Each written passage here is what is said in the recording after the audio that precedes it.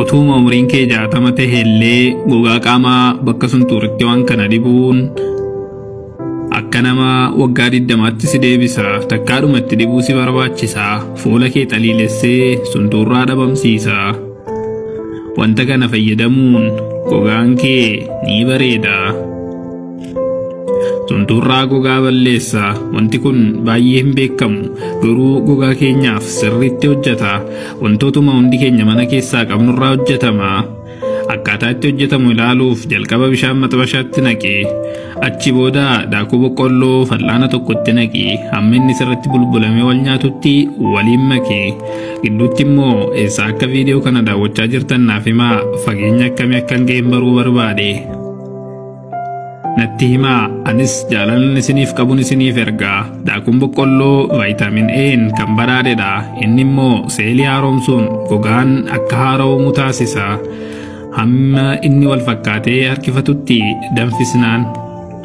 Eega inni kana fakkaatee booda buna fal'aana tokko itti dabaluun sirriitti waliin makna.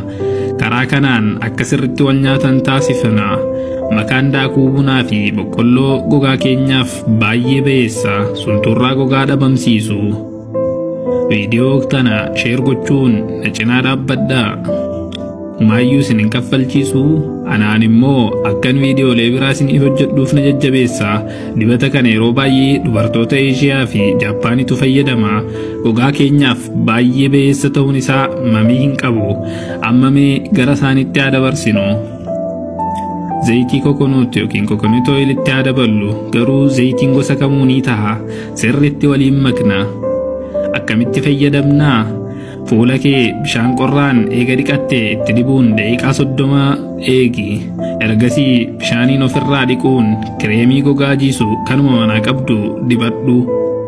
Firiijii keessa gochuun ganama dibachuu dandeessa. Fuula kee qulqulluu fi jiidhaa kan suntuurraa hin qabne taasisa. Manatti yaali. Akka ati jaallattu nan amana.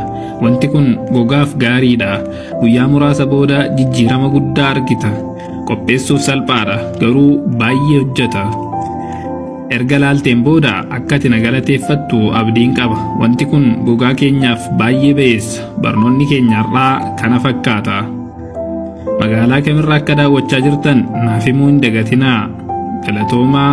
Follow, share, like, repost gochuu hin dagatinaa.